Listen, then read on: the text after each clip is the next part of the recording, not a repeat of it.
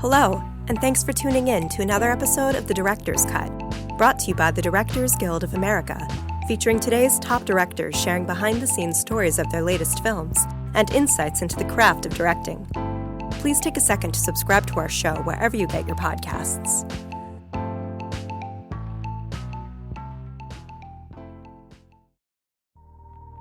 This episode takes us behind the scenes of director Alma Har'el's new drama, Honey Boy. Starring Shia LaBeouf in a story inspired by his own real-life childhood, the film follows a young actor into early adulthood as he navigates a difficult relationship with his father and struggles to deal with his mental health. Honey Boy marks Ms. Har'el's feature film directorial debut. Her other credits include the documentary features Bombay Beach and Love True, and various commercials. She was nominated for the DGA Award for Outstanding Directorial Achievement in Commercials for her work on the 2017 Procter & Gamble spot, Love Over Bias. Following a recent screening of the film at the DGA Theater in New York, Ms. Har'el spoke with director Boaz Yakin about filming Honey Boy. Listen on for their spoiler-filled conversation. Hey, thanks everybody coming so late. Coming out. Surviving. I'm drinking like matcha shots here to stay up. Thank you all for coming. My name is Boaz. This is Alma. And we'll talk a little bit and then turn it over for some questions at the end. So 2 things before we start. One thing.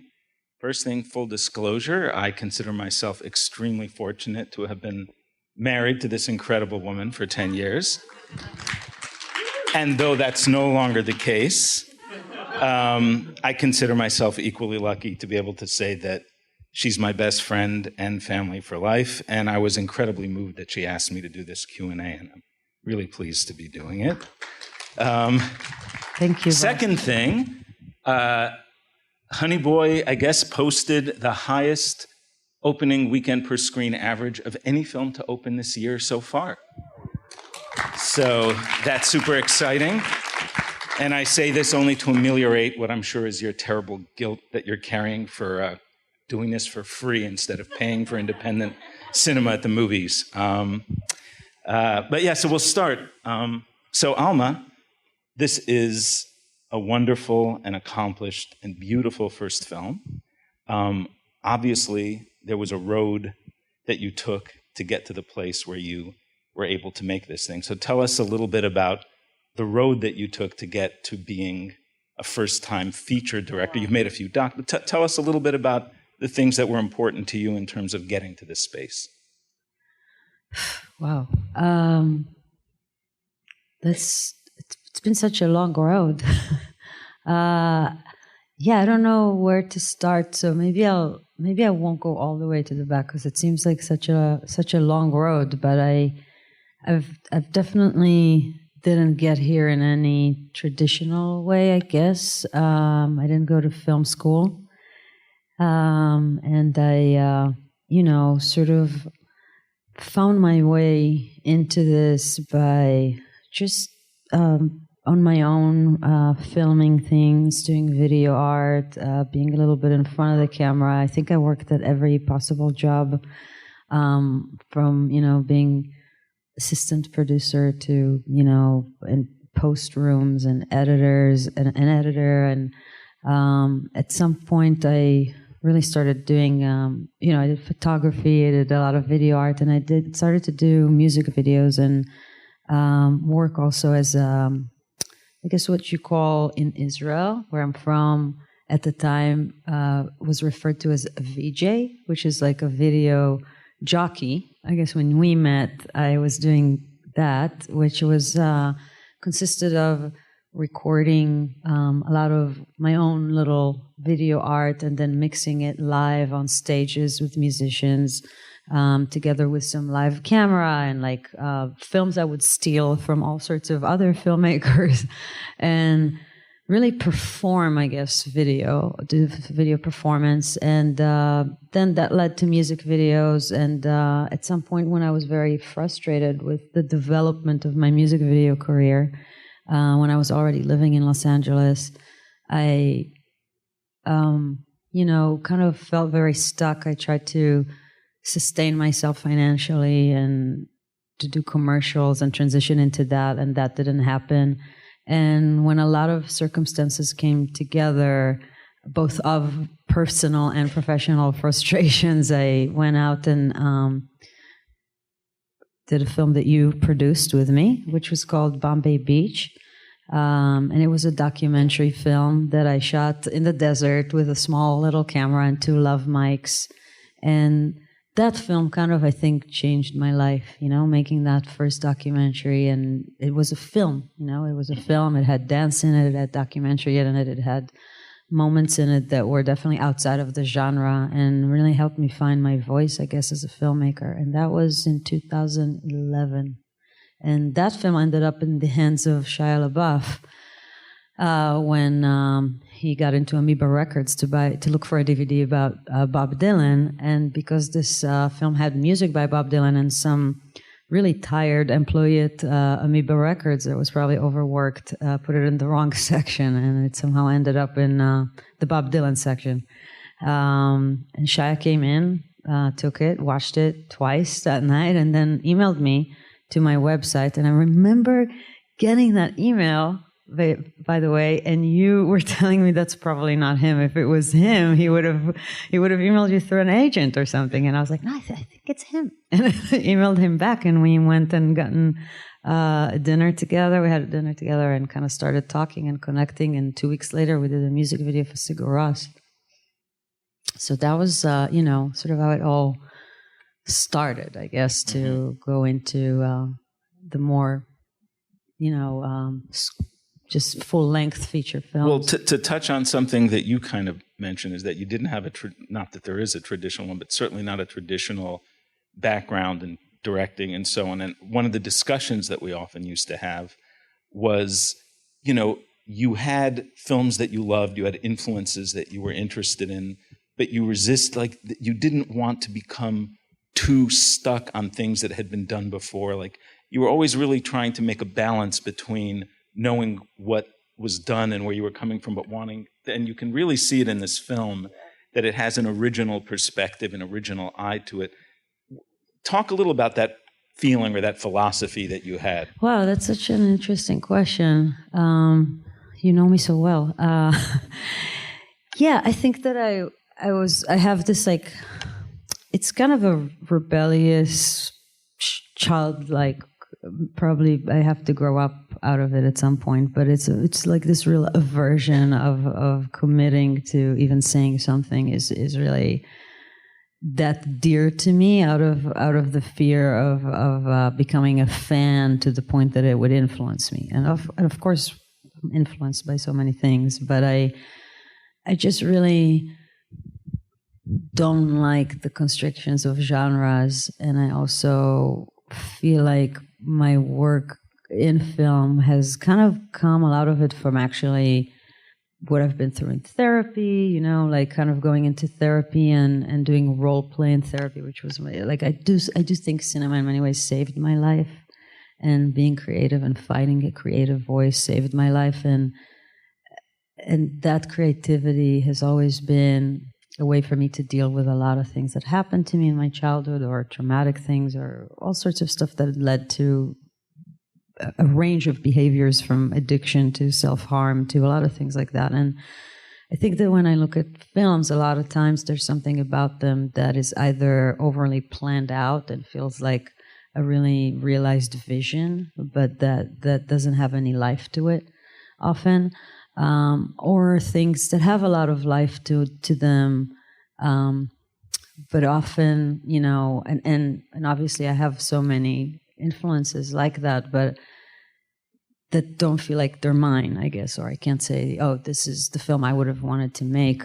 So yeah, there's kind of a fear of being, being put into a box or belonging to certain things, and wanting to just work outside of genres and try to bring in things like dance into documentary, or bringing therapy into film, and just mixing up the things that have, that maybe don't belong together, and make them live in one place. One of the things that I'm most impressed with, in a way, is that, a lot of people who direct videos first or come from, Alma actually has an extensive editing background as well, which you didn't touch on, but which you can see actualized by the amazing editing in the film, which she was very much involved in every step of the way. But a lot of people who come from those other mediums don't understand how to work with actors.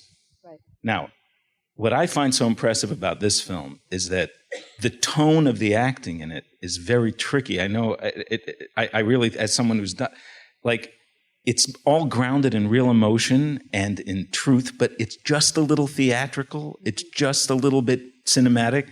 And all the actors that you worked with came from such different backgrounds. I mean, you have Shia, you had Lucas Hedges, you had a 12-year-old kid from London, you had Byron, who comes from comedy. How was it? Twigs, who comes from music. Yeah, how is it that you were able, or like, what was your approach to getting everyone to be in the same movie? Because that was you, and I've seen Lucas in other films. So what was your approach in terms of that, having your background? Wow. Yeah, I mean, I really had to, first of all, learn, and it was something that as I was doing it, I was figuring out, first of all, how different are the needs of each actor to get a performance from them, right? And that has to do with understanding their needs as opposed to really imposing your ideas on what is the way to do it. That was, for me, because I actually come from no expectations as to like how to do things or what's the right thing to do things, that freedom actually really helped me, I think, because it really allowed me to give each actor what they needed without thinking, oh, this is the right way to do it and what you're doing is actually wrong. I also worked on this film with an incredible woman whose name is Kim Gillingham, who is, hope I'm pronouncing her last name right, and she's a Jungian, actually, scholar that very much works with both actors and directors through their dreams. This your second documentary, Love True? No, this is on this. Like on my on my second documentary, I worked with psychodrama, which was like actually similar in many ways to what we did here. But this one was just somebody that I worked with, but also Lucas worked with her. Twigs worked with her. Byron worked with her. And what I tried to do with each one of the actors is to tap into what is it that was extremely personal about this role for them. And what is it that they thought, even in the script, didn't feel right, and allow for those changes. So finding that like thing that you said, which was like extremely kind of grounded in truth and authentic, was something that came from the actors. So Byron Bowers, for an example, who's, like you said, comes from the background of comic and as a comic and was playing Lucas Hedges' roommate.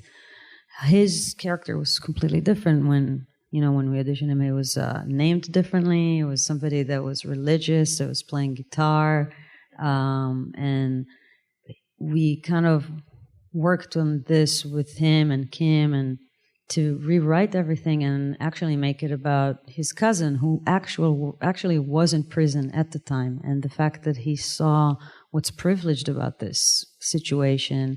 So that was something that I kind of tried to do with everybody, to bring a little bit of their truth as much as I could into the script. And Shia was extremely open and supportive to that, and that's really how he works too. So he was very into it. In terms of like shaping some of the performances later on in the edit, which I feel like we did a lot. I think that was a big part of also tonally finding some of the moments that made them all live together in the same world. I think that the idea was actually to give as much freedom as possible on set and have as many versions of these things, and sometimes have 10, 12 takes that each one of them is different. And then make decisions in the edit that made the world more cohesive. So it was a combination of like, actually giving as much freedom as you can to people to have ownership and agency. And then after that, like, kind of shape it and find a way to, in the edit, make that world work. I think it's fascinating because, like, there's some people, myself included, a lot of the time where you have a certain goal in mind and you try and build everything up to that goal. And Alma, as I've observed, is very process-oriented. And yet somehow by the time she's finished with every piece she does, it feels more like Alma than anything else anyone does, except for a few people feels like them. Wow. So I think that's a really interesting thing that you do.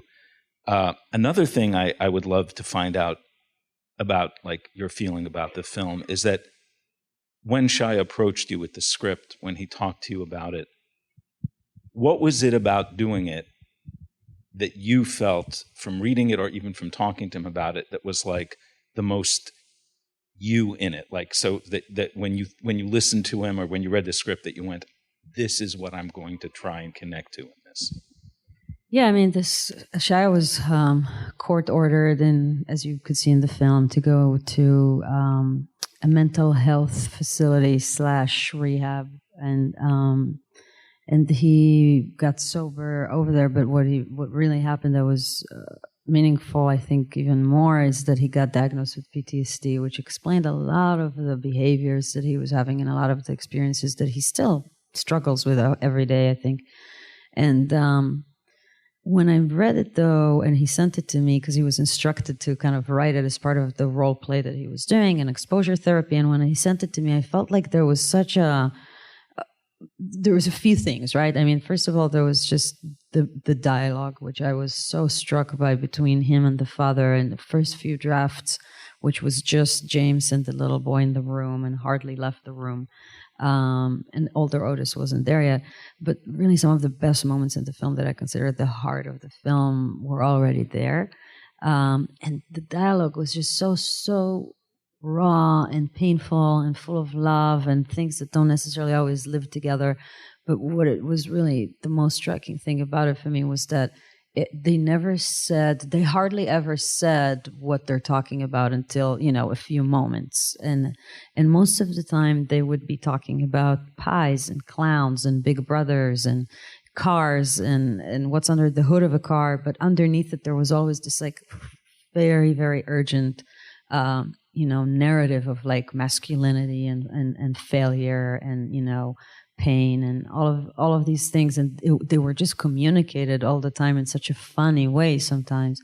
And then the other thing that struck me the most, and really is the reason that I made this film, is that I'm also a child of an alcoholic. My father, as you well know, is somebody that I can start crying in 2 minutes if I talk about him, because I love him so much, and because he's definitely one of the reasons I wrote him today that this film is for him, because if it wasn't for him, I wouldn't love alcoholics and I wouldn't love films.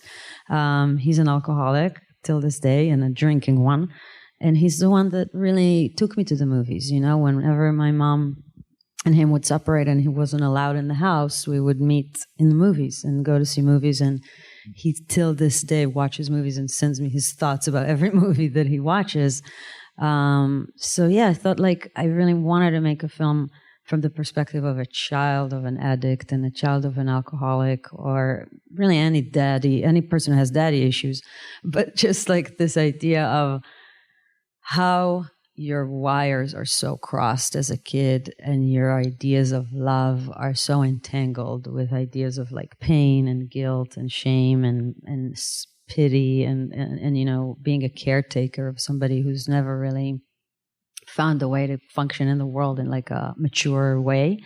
And I thought that script did that, And I think that what's really connecting, other than all the beautiful things that are in the film, what's really connecting with people, I think, is the fact that you are so unjudgmental in how you're clear-eyed about how you deal and look at painful things, but you're not very judgmental about them. Yeah. And I think it gives people a lot of room to feel for the characters and for the film. Something I noticed today, which, I mean, I've seen the film a few times. A lot of times. Yeah, but very different variations of it as we edited it. But what really struck me today, that I think a lot of, especially maybe filmmakers that aren't just starting, but like is your confidence in silence.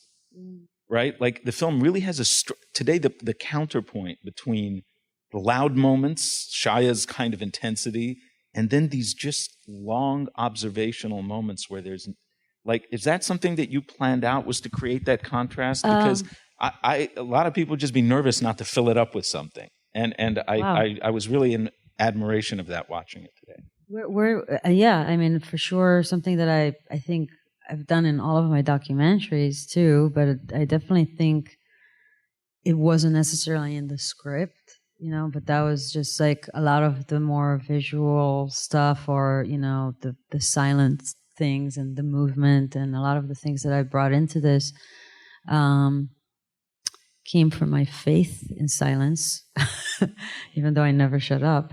As you well know, but yeah, I think like my faith in silence, my faith in music, my faith in movement, and my faith in the present moment, which is often really disrupted by conversation, and just being able to capture these moments where the ego goes away and the self arises, or there's something that's a little more introspective, that comes from being in silence, and I feel like I've definitely learned some of the most important things I've learned about the secrets of life from being silent and not from talking, and you really see it in the movie, and I try to capture that. There's this, it's like all the violence is always dialogue. All the frustration and all the violence and the tension's dialogue, and all the healing is always done in silence. Interesting. Yeah, there's some. Yeah, it's. I guess it's true. I do see that. I know what you mean, and I think like it's always like kind of a matter of finding the balance, right? Both in life and in film, I guess, which I strive for, between being able to communicate your thoughts, wanting to communicate, wanting to capture exactly what you feel about something, and then being able to just stop and understand that that part of your brain is not going to solve everything, and that actually you have to go into somewhere else inside of you to really experience certain things. So I try to kind of, I guess, externalize that too. And and also like, there's this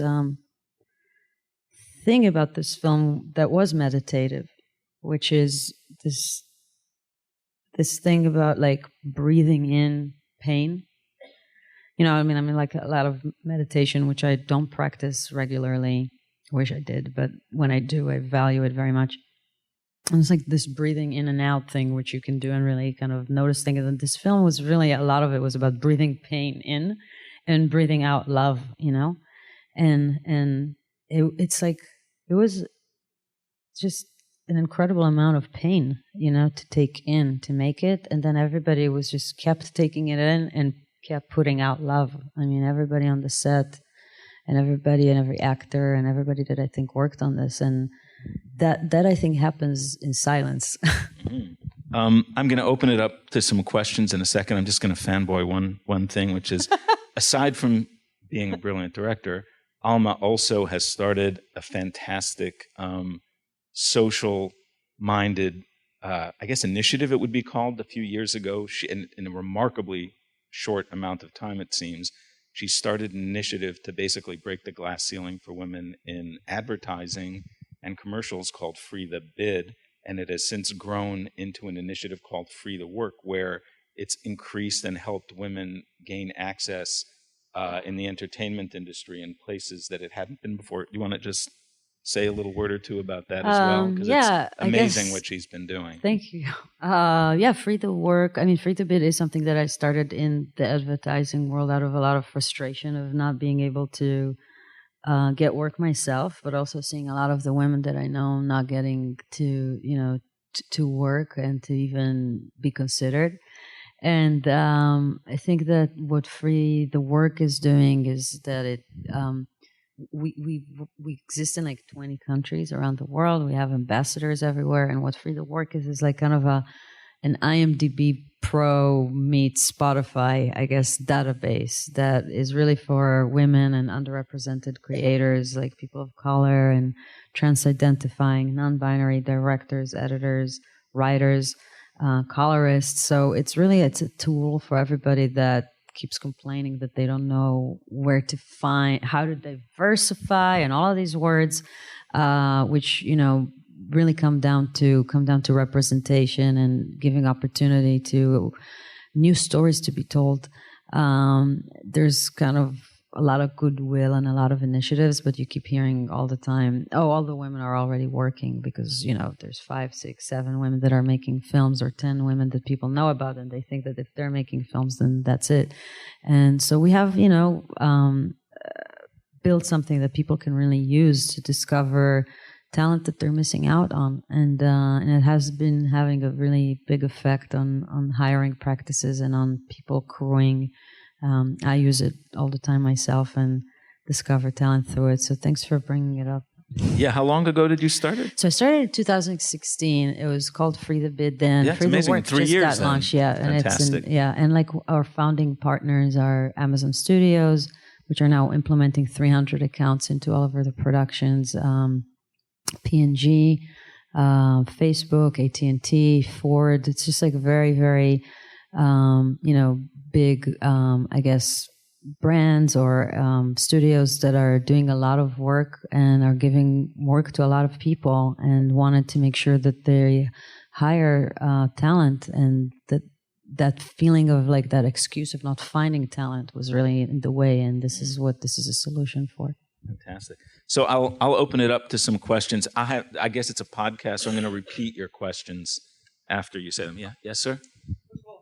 So in short, the question was, how did Alma develop her visual style and work with the cinematography and creating low light and naturalistic effects to bring out the story? How did you do that? How did you approach that? So I worked on this film with an extraordinary cinematographer named Natasha Breyer, who I very much was a fan of for years for her work on The Rover and Neon Demon, and just felt like she can really create very dramatic lighting, but also very low light lighting, and naturalistic. She just seems like to be one of those people that can do a lot of different things and isn't like stuck on a style.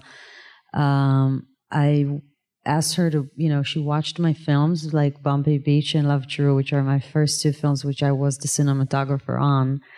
Both of them were shot with no lighting ever. I've never used any light on both of them. And I wanted to have them inform some of the work that I've done on this in terms of the naturalistic approach and the lack of,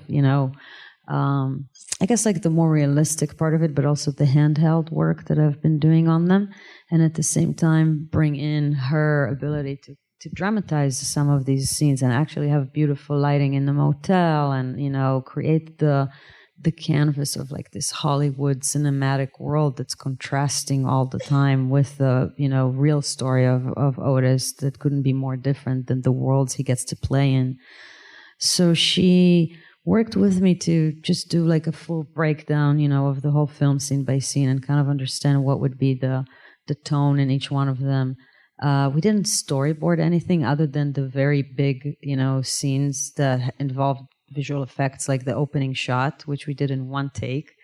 And we really shot this whole film in 19 days. So it was grueling, as you can imagine.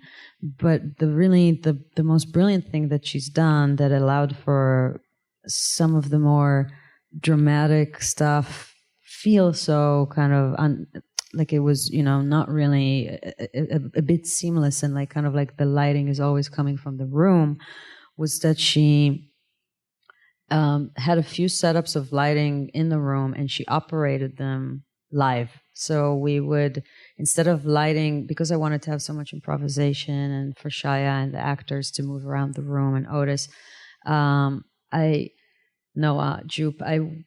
what we did is, instead of lighting it for 360 and creating something that maybe would be flat after a while, she would actually operate it in real time with like Wi-Fi and iPads and as they would move around the room, she would just respond to them and, lower one thing and lift another thing and use the light from the bathroom or the TV or the lamp by the bed and really constantly, DJ these lights, and that really allowed for a lot of freedom, both for the actors and for me, to operate in the room, because I also operated a lot, especially in the motel. So yeah, that's probably was how we did it.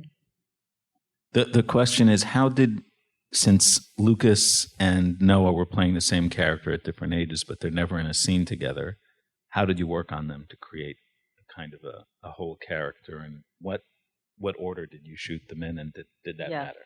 We actually shot Lucas first because of schedule needs, because he was going to do another film right after. The reason this has been such a holistic, I think, like character, even and the way it worked was that they both were extremely committed and came 2 months earlier, and we had a huge amount of, we put a lot of work into building this character of Otis together prior to it. Both of them, first of all, spent a lot of time with Shia. Lucas was wearing Shia's clothes pretty much from the time he came to LA. Noah and his mother were living in Shia's house, and Shia was living in a motel, getting ready to play his father. But Lucas and Lucas and Noah, the work that I've done with them came a lot from the physicality of the character, and again, like trying to find things that really meant something to them. So, Noah had at the time this thing that he used to do since he was a kid, which putting these 2 fingers in his mouth, which is, by the way, the same 2 fingers that Shia lost in a car accident in real life.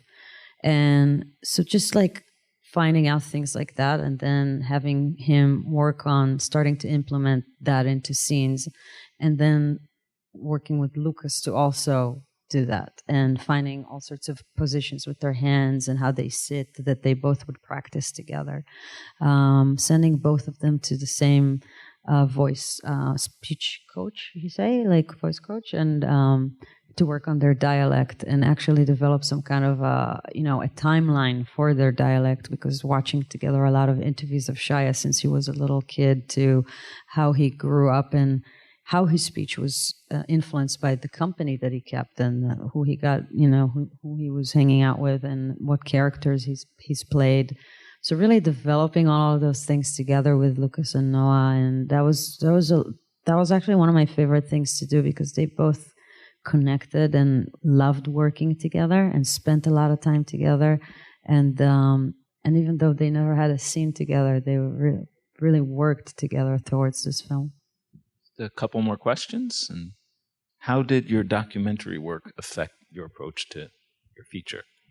I guess, other than the fact that, of course, there's a real need to tell other people's stories that are somewhat a bit of outsiders, and even Shia, as somebody that isn't, living in Bombay Beach or at the edges of society, I think that we can probably all agree that he is an outsider very much in how he behaves, and the weight that his ability to fit in carries.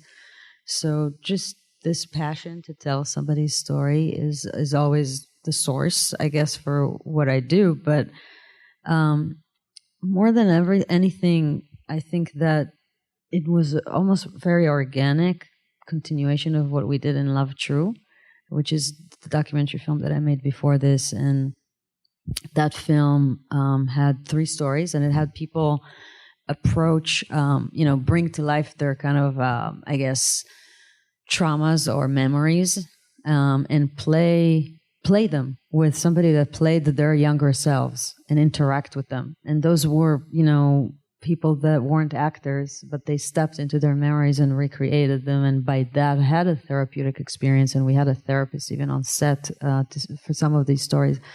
And in a way, when you look at what Shia did here, which is to step into a memory of his own, traumatic childhood and play with somebody that plays his younger self, it's a very similar exercise in many ways. So that was definitely something that informed it. The other thing that I think was the most maybe thing that I've understood has come from my documentary filmmaking was in the editing room, which is, when you're a documentary filmmaker, you can be shooting for 4 years. You could like end up with 400 hours on your table and there's no script, and you just have to find the film. And people always say that there's many films in when you get all that footage that you can cut, but I really do believe there's only one film for you, and you just have to work hard enough to find it. And I think that I approached the footage of this film in the same way. It was originally written in a linear way. It started with Noah Jupe, and it went a little Otis until that ended, and then it went into the older Otis. And when we got into the editing room, I ended up editing it, like with 2 timelines and actually opening on Otis. And that's, I think, something that comes from documentary, that ability to sort of like throw everything that you planned and just approach it every day as if it's like the first time you're looking at the film and seeing what works and what doesn't. And Boaz has seen so many cuts of this film when it was still linear, when it was, it started with Noah, when it started with Lucas. It was just like so many variations of it. And then that kind of freedom, I think definitely it comes from documentary. Yeah, your freedom in the editing room. I would have a heart attack if I tried to do that. I was always amazed at how you're able to always revisit your film and be critical and interested by it. Amazing. One more question. So the question was, how did it feel to direct something and a person that was in the film to whom this was obviously such a personal story? I mean, I've known Shia for a few years, like probably 7-8 years before we made this film. And I definitely didn't know all of him. I've known a certain side of him. Neither do I know all of him now, but I definitely know more. And there was a lot of trust between us at first, at least. I think at certain times on set that trust would sort of break, or he would worry that, maybe something isn't handled right. He was very concerned about his father being captured in a certain way, and that he does the best job to really capture who that man was for him. And it was just sort of like providing a space for all of this shitstorm to happen, and like this psycho magical exorcism that is also cinema, and accept, I guess, and work through the days that were more challenging or more triggering, and then laugh and on the days that were funny and light, and we had both. And really surrounding ourselves with people that knew Shia and made him feel like it's a family, And we had I hired a lot of people that worked on Even Stevens. The line producer that produced this film, David Grace, was the line producer on Even Stevens on the show. He knew Shia's father. He was on set when this was happening. There were people from Transformers. There were people that worked with him on many, many films. So just creating an environment that made sense, to tell such a personal story, and that had a lot of love in it, and that a lot of people came together and said, had a personal connection to this story. Either it's really incredible how sometimes people are drawn to work on smaller films that don't suggest any big paycheck, because they have something to do with the film. Like either they really, love the filmmaker, but I'm a first-time filmmaker, so it wasn't that kind of thing where I have some, fanatic followers. There really was a reason for every person that was on this set. I mean, it was up to, either people that really loved Shia or people that experienced similar circumstances and wanted to tell that story. I'll never forget that our prop, the girl who was doing our props, her father was an alcoholic and a clown. And I was just like, my mind was blown. But it was I imagine most are. Yeah. But yeah, it was just like a combination of making this personal for everybody. Well, you made definitely one of the most beautiful films I've seen in a long time, certainly this year. So thank you, Alma. Thank you so much. Coming, and thanks everyone. Everybody for coming. Thanks for listening to another DGA Q&A. If you'd like to hear more, you can find past episodes of The Director's Cut wherever you listen to podcasts. Stay Stay tuned in the coming weeks for more great Q&As with directors James Mangold and Casey Lemons. And be sure to subscribe, rate, and review us. We'd love to hear your feedback, and you can help fellow cinephiles find the show. Thanks again for listening, and have a great week. This podcast is produced by the Directors Guild of America. Music is by Dan Wally.